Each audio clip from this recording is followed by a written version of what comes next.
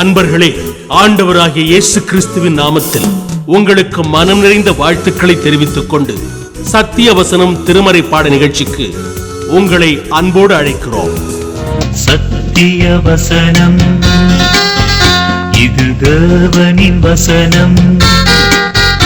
நாம் சோர்ந்து போகையில் கரம் கொடுக்கும் நம் தேவனின் வசனம், நம் தேவனின் வசனம். அவன் அவர்களை நோக்கி, பயப்படாதிருங்கள், சிலுவையில் அறையப்பட்ட நசரேயனாகிய இயேசுவை தேடுகிறீர்கள். அவர் உயிர்த்தெழுந்தார், அவர் இங்கே இல்லை, இதோ அவரை வைத்த இடம். ஆண்டவராகிய இயேசு கிறிஸ்துவின் இனிய நாமத்தில் சத்தியவசன நேயர்கள், பங்காளர்கள், நண்பர்கள் ஒவ்வொருவருக்கும் எங்களுடைய அன்பின் வாழ்த்துக்களை தெரிவித்துக் கொள்கிறோம். நம்முடைய ஆண்டவர் உயிர்த்தெழுந்த ஆண்டவர், நம்முடைய ஆண்டவர் உயிரோடு இருக்கும் ஆண்டவர். இந்த சொற்றொடர் வேதத்தில் எழுதப்பட்டதனால் மாத்திரமல்ல, நம்முடைய இதயங்களிலே அந்த விசுவாசம் வளரும்போது உயிர்த்தெழுந்த ஆண்டவரை நாம் ஒவ்வொருவருமே உணர்ந்து கொள்ளலாம். இந்த நாளின் செய்தியின் தலைப்பு இயேசு உயிர்த்தெழுந்தார். இன்றைக்கான தியான வசனம் மார்க் 16ஆம் அதிகாரம் 6வது வசனம். பயப்படாதிருங்கள், சிலுவையில் அறையப்பட்ட நசரேயனாகிய இயேசுவை தேடுகிறீர்கள். அவர் உயிர்த்தெழுந்தார், அவர் இங்கே இல்லை, இதோ அவரை வைத்த இடம். உலகத்தில் ஒரே ஒரு கல்லறை திறந்திருக்கிறது என்று சொன்னால் அந்த கல்லறை இயேசு கிறிஸ்துவனுடைய கல்லறை. மற்ற எல்லா கல்லறைகளும் மூடப்பட்டிருக்கும். அதை சுற்றிலும் எழுதப்பட்டிருக்கக்கூடிய வாசகங்கள் தோற்றம் மறைவு என்று சொல்லி இருக்கும். ஆனால் இஸ்ரவேலில் இன்றும் இயேசு கிறிஸ்துவனுடைய கல்லறை, அவர் வைக்கப்பட்ட கல்லறை திறந்திருக்கிறது. அவருக்கு வேறு எந்த விதமான குறிப்புகளும் அங்கே இல்லை. இயேசு கிறிஸ்து உயிர்த்தெழுந்தார் என்கிற குறிப்பு மாத்திரமே வேதாகமத்தில் நமக்காக தரப்பட்டிருக்கிறது. இன்று அதை குறித்து நாம் சற்று யோசிப்போம். கிறிஸ்தவ விசுவாசத்தினுடைய அடித்தளம் இயேசு உயிர்த்தெழுந்தார் என்கிற 2 வார்த்தைகளிலே கட்டப்பட்டிருக்கிறது. அவர் இன்றும் உயிரோடு இருக்கிறார் என்ற ஒரு விசுவாசமே ஒவ்வொருவருடைய அடித்தள நம்பிக்கை துளிர்ப்பதற்கும், விசுவாசம் கட்டப்படுவதற்கும், ஒரு மனிதன் விசுவாச வாழ்க்கைக்குள் வருவதற்கும் ஆதாரமான அடித்தளம். இதை குறித்து நாம் யோசிக்கும்போது இயேசுவை தேவகுமாரன் என்று விசுவாசிப்பதும், அவர் போதித்தவற்றை கேட்டு விசுவாசிப்பதும், படித்து விசுவாசிப்பதும், அவர் செய்த அற்புதங்களை விசுவாசிப்பதும் மிக முக்கியமானவைதான். ஆனால் இயேசு உயிர்த்தெழுந்தார் என்கிற வேத வசனத்தை விசுவாசிப்பது இவைகள் எல்லாவற்றிலும் மிக மிக முக்கியமான ஒன்று. ஏனென்றால் திறந்திருக்கும் கல்லறை ஒரு சான்று, சரித்திரம் ஒரு சான்று, மாற்றம் பெறும் மனிதர்கள் ஒரு சான்று. எல்லாத்தையும் விட நாம் ஜெபிக்கிறோம், அந்த ஜெபத்துக்கு கேட்டு விண்ணப்பங்களை கேட்டு பதில் தருவதற்கு தேவன் உயிரோடு இருக்கிறார். இயேசு கிறிஸ்து இந்த உலகத்தில் வந்து 3.5 ஆண்டுகள் ஊழியம் செய்து சிலுவையிலே மரித்து அவர் அடக்கம் பண்ணப்படுகிறார். அந்த அதிகாலை மத்தேயு 28ஆம் அதிகாரம் இவ்விதம் சொல்லுகிறது. அந்த அதிகாலை நேரத்தில் சில ஸ்திரீகள் இயேசு கிறிஸ்துவினுடைய கல்லறைக்கு வருகிறார்கள். அந்த நாட்களின் வழக்கப்படி அவர்கள் கல்லறையை பார்ப்பதற்கு வந்தார்கள். அப்போது மத்தேயு 28வது அதிகாரம் 2வது வசனத்தை நான் வாசிக்கிறேன். அப்பொழுது பூமி மிகவும் அதிரும்படி கர்த்தருடைய தூதன் வானத்திலிருந்து இறங்கி வந்து வாசலில் இருந்த கல்லை புரட்டி தள்ளி அதன் மேல் உட்கார்ந்தான். அவனுடைய ரூபம் மின்னலை போலவும் அவனுடைய வஸ்திரம் உறைந்த மழையைப் போலவும் வெண்மையாக இருந்தது. அவர் சொல்லுகிறார், அந்த தூதன் சொல்லுகிறார் அந்த ஸ்திரீகளை பார்த்து, பயப்படாதிருங்கள், சிலுவையில் அறையப்பட்ட இயேசுவை தேடுகிறீர்கள். அவர் இங்கே இல்லை, தாம் சொன்னபடியே உயிர்த்தெழுந்தார். கர்த்தர் வைத்த இடத்தை வந்து பாருங்கள். கல்லறையை பார்க்க வருகிற அந்த ஸ்திரீகளுக்கு காலியான கல்லறையை பார்க்கும் அனுபவம் கிடைத்தது. அவர்கள் மனதில் என்ன நினைத்து வந்தார்களோ, சுகந்த தூப வர்க்கமிட வேண்டும், வாசனை பொருட்களை எல்லாம் அவர்கள் எடுத்துக்கொண்டு வந்தார்கள். ஆனால் அவர்கள் அங்கே கண்ட காட்சி, பூமி மிகவும் அதிர்ந்தது. கர்த்தருடைய தூதன் வானத்தில் இருந்து இறங்கி யாராலும் புரட்டி தள்ள முடியாத அல்லது மிக கடினமான அந்த பாறாங்கல்லை அவர் புரட்டுகிறார், தள்ளுகிறார். காலியான கல்லறையை பாருங்கள் என்று சொல்லி சுட்டி காண்பிக்கிறார். அவங்க அப்படியே பார்த்து ஸ்தம்பித்து நிற்கிறார்கள். அவர்களுக்கு ஒரு கட்டளையை அவர் சொல்லுகிறார். நீங்கள் சீக்கிரமா போய் 7வது வசனத்தில், மரித்தோரிலிருந்து இயேசு உயிர்த்தெழுந்தார் என்று அவருடைய சீஷர்களுக்கு சொல்லுங்கள். அவர் உங்களுக்கு முன்னே கலிலேயாவுக்கு போகிறார், அங்கே அவரை காண்பீர்கள், இதோ உங்களுக்கு சொன்னேன் அப்படின்னு அவர் சொல்லுகிறார். அப்படியானால் இந்த வேத வசனங்கள் நமக்கு என்ன ஒரு உண்மையை சொல்லுகிறது? இயேசு கிறிஸ்து அடக்கம் பண்ணப்பட்டார். 3வது நாளிலே அவர் உயிரோடு எழுந்த செய்தியை வேதாகமும் மத்தேயு, மார்க்கு, லூக்கா, யோவான் போன்ற சுவிசேஷங்களில் அழகாக அதை எழுதி வைத்திருக்கிறது. இயேசு கிறிஸ்து உயிர்த்தெழுந்த இந்த ஒரு சரித்திர சம்பவத்தை 3 குறிப்புகளிலே நான் உங்களோடு பகிர்ந்து கொள்ள விரும்புகிறேன். முதல் குறிப்பு, உயிர்த்தெழுதல் தேவ வல்லமையால் நிகழ்ந்தது. நாம் வாசிக்க கேட்ட அந்த பகுதி அதைத்தான் சொல்லுகிறது. தேவ வல்லமை இயேசு கிறிஸ்துவை உயிரோடு எழுப்பியது. அவர் எழும்பி உயிரோடே வந்தார், வெளியே வந்தார். அவரை வைக்கப்பட்ட கல்லறையிலே அவரை சுற்றி இருந்த சீலைகள் சுருட்டி வைக்கப்பட்டிருந்த காட்சியை அவர்கள் பார்க்கிறார்கள். ஆனால் இயேசுவை அவர்கள் பார்க்கவில்லை. இயேசு கிறிஸ்து உயிரோடு எழுந்தது தேவனுடைய வல்லமையினாலே. இயேசு கிறிஸ்து சீடர்களுக்கு போதிக்கும் போது 3 முறை சொல்லுகிறார். மத்தேயு 16:21 சொல்றாரு, 17:22, 23 சொல்றாரு, மத்தேயு 20:18-19 சொல்றாரு. என்ன சொல்லுகிறார்? ஆண்டவராகிய இயேசுவாகிய நான் பாடுபட்டு மரித்து அடக்கம் பண்ணப்பட்டு மீண்டும் 3வது நாளிலே உயிரோடு எழும்ப வேண்டும். தேவனுடைய திட்டம். அதை சீஷர்களுக்கு சொல்லிக் கொடுக்கிறார். இப்ப சீஷர்கள் பார்க்கிறாங்க, கல்லறை அந்த ஸ்திரீகள் பார்க்கிறார்கள். பிறகு சீஷர்களுக்கு அறிவிக்கப்படுகிறது, காலியான கல்லறையை பார்க்கிறார்கள். அப்படி காலியான கல்லறையை பார்க்கும்போது அவர்கள் திகைக்கிறார்களே ஒழிய வேறு ஒன்றும் அவர்கள் செய்வது அறியாது நிற்கிறார்கள். யோவான் இந்த காட்சியை மிக அழகாக வர்ணிப்பார். யோவான் 20வது அதிகாரத்திலே முதல் 9 வசனங்களை நீங்க பார்ப்பீங்கன்னா அவர் சொல்றாரு, அந்த காலியான கல்லறையை பார்த்துவிட்டு, இயேசுவை நாங்கள் பார்க்க முடியவில்லை, இயேசு அங்கே இல்லை, இதை மாத்திரம் அவர்கள் உணர்ந்து விட்டு 9வது வசனம் இப்படி சொல்லுகிறது. யோவான் 20:9, அவர் மரித்தோரிலிருந்து எழுந்திருக்க வேண்டும் என்கிற வேத வாக்கியத்தை அவர்கள் இன்னும் அறியாதிருந்தார்கள். ஒரு சீஷன் பேதுருவை முந்திக் கொண்டு ஓடி வருகிறதாக அங்கே 8வது வசனத்திலே சொல்லப்பட்டிருக்கிறது. குனிந்து பார்க்கிறார்கள், பின்னால பேதுருவும் பார்க்கிறார். மாறி மாறி அவங்க பார்க்குறாங்க. அவங்களுக்கு ஒரே ஒரு விஷயம் கிரகிச்சுக்கிற முடியல, இயேசு கிறிஸ்து சொன்னது நினைவுக்கு வரவில்லை.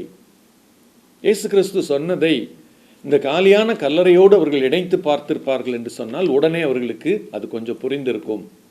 ஆனால் இந்த உயிர்த்தெழுந்தார் என்கிற செய்தி கிராஜுவலா கொஞ்சம் கொஞ்சமாகத்தான் யாருக்குமே புரிகிறது. யாருமே அதை கொஞ்சம் கொஞ்சமாக விளங்கி கொள்ள முடிகிறது. காரணம் என்ன என்று சொன்னால், இப்படிப்பட்ட ஒரு காரியம் உலகத்திலே நிகழ்ந்தது ஒரு பெரிய அதிசயம்தான். ஏனென்றால் இயேசு கிறிஸ்துவை குற்றுயிராக அவர்கள் விட்டு போகவில்லை. சரித்திரம் சொல்லுகிறது, ஈட்டினாலே குத்தி அவரை சோதித்து பார்ப்பாங்க. அவருடைய சரீரத்திலிருந்து தண்ணீர் புறப்பட்டு வரும், எல்லா ரத்தமும் போயிடும். அப்படியானால் இயேசு கிறிஸ்து மரித்து விட்டார் அப்படிங்கிற செய்தி உண்மை. ஆனால் இயேசு கிறிஸ்துவனுடைய கல்லறை காலியாக இருக்கிறது. பார்த்த ஸ்திரீகள், பார்த்த சீஷர்கள் திகைத்து நிற்கிறார்கள். அதில் நீங்கள் ஒன்று பார்த்தீங்கன்னா 10வது வசனத்தில், யோவான் 20:10, சீஷர்கள் இந்த சூழ்நிலையில் பார்த்துட்டு தங்கள் இடத்திற்கு திரும்பி போனார்கள். ஆனால் 11வது வசனத்தில், மரியாள் கல்லறை அருகே நின்று அழுது கொண்டிருந்தாள். பாருங்க, அந்த ஸ்திரீ திரும்பி போக மனதில்லை, அழுது கொண்டிருக்கிறாள். இயேசுவின் சரீரம் வைக்கப்பட்டிருந்த இடத்தில் வெள்ளுடை தரித்தவர்களாய் 2 தூதர்கள் அங்கே இருக்கிறார்கள். அதை பார்த்து அவள் திகைத்து நின்று அழுது கொண்டிருக்கும் போது அவர்கள் இருவரும் அவளோடு பேசுகிறார்கள். ஸ்திரீயே, ஏன் அழுகிறாய்? அதற்கு அவள், என் ஆண்டவரை எடுத்துக்கொண்டு போய்விட்டார்கள், அவரை வைத்த இடம் எனக்கு தெரியவில்லை. she was confused. ஆண்டவர் இல்லைங்கிற அந்த செய்தி, ஆண்டவர் உயிரோடு எழுந்திருக்கிறார் என்கிற அந்த அடுத்த விசுவாச வார்த்தைக்கு நேராக வருவதற்கு பதிலாக ஆண்டவர் இல்லை, வைக்கப்பட்ட இடம் காலியாக இருக்கிறது, இதையே அந்த அம்மா பார்த்துக்கிட்டே இருக்கிறாங்க. இவைகளை சொல்லி பின்னாக திரும்பி இயேசு நிற்கிறதை கண்டாள். 14வது வசனத்தில், ஆனாலும் அவரை இயேசு என்று அறியாதிருந்தாள். அப்பொழுது அவளை பார்த்து, ஸ்திரீயே, ஏன் அழுகிறாய்? யாரை தேடுகிறாய் என்றார். அவள் அவரை தோட்டக்காரன் என்று எண்ணி, ஐயா, நீர் அவரை எடுத்துக்கொண்டு போனதுண்டானால் அவரை வைத்த இடத்துக்கு எனக்கு சொல்லும், நான் போய் எடுத்துக்கொள்கிறேன். இயேசு அவளை நோக்கி, மரியாளே என்றார். அவள் திரும்பி பார்த்து ரபூனி என்றாள். அதற்கு போதகரே என்று அர்த்தமா. பாருங்க, இந்த சூழ்நிலையில் இயேசு கிறிஸ்து அவளுக்கு உதவி செய்கிறார். மரியாளே என்று அவளுடைய பெயரை அழைக்கும்போது அவள் என்ன புரிந்து கொள்கிறார்? மரியாள், இயேசு கிறிஸ்து உயிரோடு எழுந்து தன்னோடு பேசி கொண்டிருக்கிறார். அவர்தான் இயேசு கிறிஸ்து. நாம் தேடும் இயேசு கிறிஸ்து அவர்தான். கல்லறையில் இல்லை என்று தேடினோமே, அந்த இயேசு கிறிஸ்து என்னோடு பேசி கொண்டிருக்கிறார். அதை மகதலேனா மரியாள் உணர்ந்தவர்களாக ரபூனி, போதகரே என்று சொல்லி திரும்ப ரெஸ்பாண்ட் பண்ணுறாங்க. பாருங்கள், எல்லாரும் போயிட்டாங்க. இந்த அம்மாவுக்கு ஒரே ஒரு எண்ணம், என் இயேசு, என் இயேசு, என் இயேசு. வைக்கப்பட்ட இடம் கல்லறை காலியாக இருக்கிறது. திகைப்பு, பயம், அழுகை, நடுக்கம், இத்தனையின் மத்தியில் அந்த பெண் அங்கேயே நிற்கிறார்கள். அவர்களுக்கு இயேசு கிறிஸ்து காட்சி தருவது மாத்திரமல்ல, பெயரை சொல்லி அழைத்து பேசுகிறார். நீங்கள் யோவான் 10வது அதிகாரத்துக்கு உங்களுடைய கவனத்தை திருப்புவீர்களானால், மேய்ப்பனுடைய சத்தத்தை ஆடுகள் அறியும், அவைகளை அவர் பேர் சொல்லி அழைக்கிறார் என்று சொல்லி ஒரு வசனத்தை வாசிப்போம். அங்கே அந்த வசனத்தினுடைய ஒரு நிறைவேறுதல் அங்கே பார்க்கலாம். உங்களை என்னையும் கூட ஆண்டவர் பெயரை அறிந்து வைத்திருக்கிறார். அவர் நம்ம பார்த்து கூப்பிட்டா அந்த வாய்ஸை நம்மளால் ரெகக்னைஸ் பண்ண முடியுமா? மரியாள் ரெகக்னைஸ் பண்ணாங்க. மரியாள் புரிந்து கொண்டு, இயேசு என்னை அழைக்கிறார், அவருடைய குரல் தான் என் பெயரை சொல்லி அழைக்கிறது. உயிரோடு எழுந்திருக்கும் இயேசு அவருடைய குரலிலே மரியாளே என்று அழைக்கும்போது அந்த மெய்ப்பனுக்கு செவி கொடுக்கிற ஆட்டுக்குட்டியை போல போதகரே என்று சொல்லி அவர்கள் என்ன செய்கிறார்கள்? பதில் அளிக்கிறார்கள். தேவ வல்லமையினாலே இந்த உயிர்த்தெழுதல் நிகழ்ந்தது என்று சொல்லி பார்க்கிறோம் முதல் குறிப்பிலே. 2வது குறிப்பாக உயிர்த்தெழுதல் தேவன் சொன்னபடி நிகழ்ந்தது. நீங்கள் லூக்கா 24வது அதிகாரம் 7வது வசனம், யோவான் 20:16வது வசனம் இவைகளை வாசித்து பார்ப்போம் என்று சொன்னால், உயிர்த்தெழுதல் தேவன் சொன்னபடி நிகழ்ந்தது. இதைத்தான் பவுல் 1 கொரிந்தியர் 15வது அதிகாரம் 3வது வசனம், 4வது வசனம், 5வது வசனத்தில் இப்படி சொல்லுகிறார். வேத வாக்கியங்களின்படி உயிரோடு எழுந்த இயேசு என்று சொல்லி அவர் சொல்லுவார். வேத வாக்கியங்களின்படி மரித்த இயேசு, வேத வாக்கியங்களின்படி அடக்கம் செய்யப்பட்ட இயேசு, வேத வாக்கியங்களின்படி உயிரோடு எழுந்த இயேசு என்று சொல்லி அவர் சொல்லுவார். அப்படியானால் இயேசு கிறிஸ்து மரிப்பது, அடக்கம் பண்ணப்படுவது, உயிரோடு எழும்புவது, இது மூன்றுமே, இந்த 3 செயல்களுமே தேவனால் முன்கூட்டி நிர்ணயிக்கப்பட்ட செயல்கள். வேத வாக்கியங்களின்படி இவைகள் நடந்து இருக்கிறது. இதைத்தான் நாம் கற்றுக்கொள்கிறோம். மரியாளுக்கு எவ்வளோ பெரிய ஸ்லாக்கியம் பாருங்கள். தன்னை தேடுபவர்கள், தன்னை நேசித்து பின்பற்ற விரும்புபவர்கள் ஒவ்வொருவருக்கும் இயேசு இன்றும் தன்னை உயிரோடு இருக்கிறவராக வெளிப்படுத்தி காண்பிக்க விரும்புகிறார். அநேக நேரங்களிலே ஆண்டவர் எங்கிருக்கிறார் என்று சொல்லி நாம் யோசித்து பார்ப்பதுண்டு. எனக்காக சிலுவையில் மரித்த இயேசு எங்கிருக்கிறார், என்னுடைய கண்களால் பார்க்க முடியவில்லையே என்று சொல்லி ஏங்குகிறோம். ஆனால் உண்மையிலேயே இயேசு கிறிஸ்து உயிரோடு எழுந்து பரலோகத்துக்கு சென்று பிதாவினுடைய வலது பார்சத்தில் அவர் அமர்ந்திருக்கிறார். ஒருவேளை இதை கேட்டுக்கொண்டிருக்கிற நீங்களும் நானும் வேத வாக்கியங்களை உற்று நோக்கி பார்த்து, வேத வாக்கியங்களின்படி இவைகளெல்லாம் நடந்தது, அதிலே இயேசு கிறிஸ்து மரித்ததும் இயேசு கிறிஸ்து உயிரோடு எழுந்ததும் வேத வாக்கியத்திலே சொல்லப்பட்டிருக்கிறது. ஆகையினால் நான் நம்புகிறேன் என்ற விசுவாசத்திற்குள் வருவது மிகச்சிறந்த விசுவாசம். மூன்றாவது ஒரு குறிப்பை நான் சொல்ல விரும்புகிறேன். உயிர்த்தெழுதல் கண்டு விசுவாசிப்பதல்ல, காணாமல் விசுவாசிப்பது. மீண்டும் ஒரு முறை சொல்லுகிறேன். உயிர்த்தெழுதல் கண்டு விசுவாசிப்பதல்ல, காணாமல் விசுவாசிப்பது. நீங்கள் அதே யோவான் 20வது அதிகாரம் 19-20 வசனங்களை வாசித்து பார்ப்பீர்கள் என்று சொன்னால், இயேசு கிறிஸ்து சீஷர்களை சந்திக்கும்படி வருகிறார். ஏனென்றால் மரியாளை அங்கே சந்திக்கிறார். மரியாளை சந்தித்த பிறகு அவளிடம், நான் சொன்ன எல்லாத்தையும் நீ போய் சீஷர்களுக்கு சொல்லு என்று சொல்லுகிறார். அவளும் சீஷருக்கு அறிவித்தாள். 19வது வசனம் இப்படி சொல்லுகிறது, வாரத்தின் முதல் நாளிலே அந்த சாயங்கால வேளையிலே சீஷர்கள் கூடியிருந்த இடத்துல யூதர்களுக்கு அவர்கள் பயந்ததுனால கதவை பூட்டிட்டு உள்ள இருக்கிறாங்க. இயேசு நடுவே வந்து நின்று உங்களுக்கு சமாதானம் என்று சொல்லுகிறார். அவர் இப்படி சொல்லி தம்முடைய கைகளையும் விலாவையும் அவர்களுக்கு காண்பித்தார். சீஷர்கள் அதை கண்டு சந்தோஷப்படுகிறார்கள். அப்போ முத கண்டு கொண்டது மரியாள். அதன் பிறகு உயிரோடு எழுந்திருப்பதை கண்டு கொண்டது சீஷர்கள். அப்போ அவர் என்ன சொல்றாரு, உங்களுக்கு சமாதானம் உண்டாவதாக அப்படின்னு சொல்லி அவர்களை சொல்லி ஆசீர்வதிக்கிறார், அவர்களோடு பேசுகிறார். அப்போ அந்த நேரத்தில் தோமா என்கிற சீஷன் அவர்களோட இல்லை. அப்போ மற்ற சீஷர்கள் 10 பேரும் இயேசு கிறிஸ்து உள்ள வந்ததை பார்க்குறாங்க. ஆண்டவர் உங்களுக்கு சமாதானம் என்று சொல்லுகிறதை கேட்கிறார்கள், ஆச்சரியப்படுகிறார்கள், சந்தோஷப்படுகிறார்கள். தோமா வந்ததும் அவர்கிட்ட சொல்கிறாங்க, நாங்கள் பார்த்தோம் அப்படின்னு. உடனே தோமா சொல்கிறாரு, நான் நம்ப மாட்டேன், என்னுடைய கையை வந்து அவருடைய விலாவிலே போட்டால் ஒழிய நான் விசுவாசிக்க மாட்டேன். ஆணிகளால் உண்டான காயத்தை நான் கண்டு அந்த காயத்திலே என் விரலை விட்டு என்று சொல்லி அவர் சொல்லுகிறார். நான் வந்து அந்த காயத்தை டச் பண்ணி பார்ப்பேன், அவருடைய விலாவில் இருக்கக்கூடிய காயத்தை டச் பண்ணி பார்ப்பேன். அவருடைய கைகளில் ஆணி அடிக்கப்பட்டதே அந்த இடத்துல உள்ள அந்த காயத்தை நான் என் விரலால் தொட்டு பார்ப்பேன், அதன் பிறகுதான் நான் நம்புவேன் என்று சொல்லி இந்த தோமா சொல்லுகிறார். மறுபடியும் 8 நாளைக்கு பின்பு சீஷர்கள் வீட்டுக்குள்ளே இருந்தார்கள். தோமாவும் அப்போது கூட இருக்கிறார். இயேசு கிறிஸ்து மீண்டுமாக கதவு பூட்டப்பட்டிருக்கிற அந்த அறைக்குள்ளாக உள்ளே வந்து நின்று உங்களுக்கு சமாதானம் என்றார். உடனே தோமா அவருக்கு பிரதித்திரமாக என்ன சொல்றாரு, ஆண்டவரை பார்த்து, ஆண்டவர் சொல்றாரு அவரை பார்த்து, தோமா கையை நீட்டி என் கையை பாரு, விலாவை போடு, விலாவில் பாரு, என்னுடைய காயங்களை பாரு, அவிசுவாசியாயிராமல் விசுவாசியாயிரு. இயேசு கிறிஸ்துவனுடைய உயிர்த்தெழுதலை நம்பாத யாருமே தெளிவாக சொல்லிவிடலாம், அவிசுவாச பட்டியலில் அவர்கள் இருக்கிறார்கள். பாருங்கள், தோமா நான் கையை போட்டு தொட்டு பார்த்தா தான் நம்புவேன்னு சொன்னபோது கைகளை காண்பித்து அவர் சொன்ன வார்த்தை, நீ அவிசுவாசியாயிராமல் விசுவாசியாயிரு. அது முடிக்கும்போது அவர் சொல்லுகிறார் தோமாவை பார்த்து, தோமாவே நீ என்னை கண்டதினால் விசுவாசித்தாய், என்னை காணாதிருந்தும் விசுவாசிக்கிறவர்கள் பாக்கியவான்கள். ஒருவேளை நீங்களும் நானும் இயேசு கிறிஸ்து மரித்து 2000 ஆண்டுகளுக்கு பின்பாக வாழ்ந்து கொண்டிருக்கிறோம். இவைகளை வேத புத்தகத்திலே வாசித்து பார்த்து நாம் விசுவாசிக்க ஆரம்பிக்கிறோம், நாம் யோசித்து பார்க்க ஆரம்பிக்கிறோம்.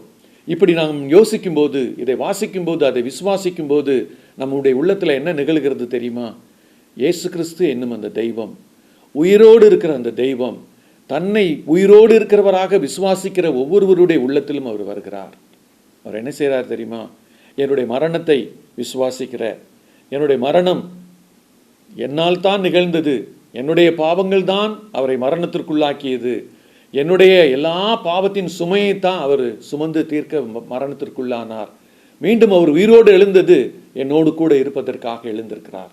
இந்த விசுவாசத்திற்குள் வருகிறவர்கள் காணாமல் வருகிற இயேசுவை நேரடியாக முகமுகமாய் கண்டு தரிசிக்காமல் வேத வசனத்தின்படி அவர் இயேசு கிறிஸ்து உயிரோடு எழுந்தார் என்பதை விசுவாசிப்பது மேலான விசுவாசம், மேலான விசுவாசம். அந்த சந்ததி மக்கள் அதை பார்த்து விசுவாசித்தார்கள். பின் சந்ததியாக வாழ்ந்து கொண்டிருக்கிற நீங்களும் நானும் வேத வசனம் சொல்லுகிறது, பரிசுத்த ஆவியானவர் நமக்கு அந்த வசனத்தின் விளக்கத்தை சொல்லுகிறார். இயேசு கிறிஸ்து உயிரோடு எழுந்து இன்றும் பலருடைய ஜீவியங்களை மாற்றிக்கொண்டிருக்கிறார். இன்று இதை கேட்டுக்கொண்டிருக்கிற நீங்களும் நானும் ஆண்டவருடைய சமூகத்துக்கு எப்படி வரலாம் தெரியுமா? ஆண்டவரே, நீர் எனக்காக மரித்ததை மாத்திரமல்ல, உயிரோடு எழுந்ததையும் நான் விசுவாசிக்கிறேன். நீர் என்னை பார்த்து கொண்டிருக்கிறீர், நீர் நான் உம்மை நோக்கி கூப்பிட்டால் என்னுடைய ஜெபத்தை நீர் கேட்கிறீர், நீர் உயிரோடு இருக்கிற தேவன், இதை விசுவாசிக்கிறேன் என்று சொல்லுவோமா? கண்களை மூடி நாம் ஜெபிக்கலாம். எங்களை அதிகமாக நேசிக்கிற எங்கள் அன்பின் பரம தகப்பனே, வேத வாக்கியங்கள் சொல்லுகிறது இயேசு கிறிஸ்து உயிரோடு எழுந்தார்.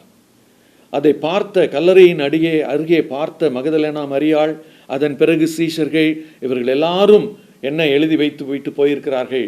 நாங்கள் பார்த்தோம், இயேசு கிறிஸ்து உயிரோடே எழுந்ததை நாங்கள் பார்த்தோம், அவரோடு பேசினோம், அவர் எங்களோடு கூட நின்றார், அவரோடு கூட நின்று நாங்கள் பேசியது எங்களுக்கு அவர் உயிரோடு இருக்கிற அனுபவத்தை நாங்கள் கண்கள் கண்டது என்று சொல்லி அவர்கள் சொன்னார்கள். அது ஒரு புறம் ஆண்டவரே.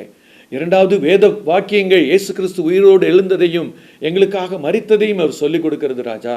அதை நாங்கள் பார்க்கிறோம் சுவாமி. மூன்றாவது, நீர் சொல்லுகிறீர், கண்டு விசுவாசிப்பதை விட காணாமல் எல்லாவற்றையும் ஆராய்ந்து பார்த்து, வேத வசனங்கள் இப்படி சொல்லுகிறது, நான் இதை விசுவாசிப்பேன் என்று சொல்லி ஒருவேளை வேத வசனம் சொல்லுகிற இந்த உயிர்த்தெழுதலை நீங்களும் நானும் நம்ப முன்வருவோமானால், இயேசு கிறிஸ்து உயிரோடு எழுந்த இயேசு கிறிஸ்து நம்முடைய உள்ளத்திலே வருவார். ஒருவேளை அவர் ஒரு விசை நோக்கி கூப்பிடுவோமா?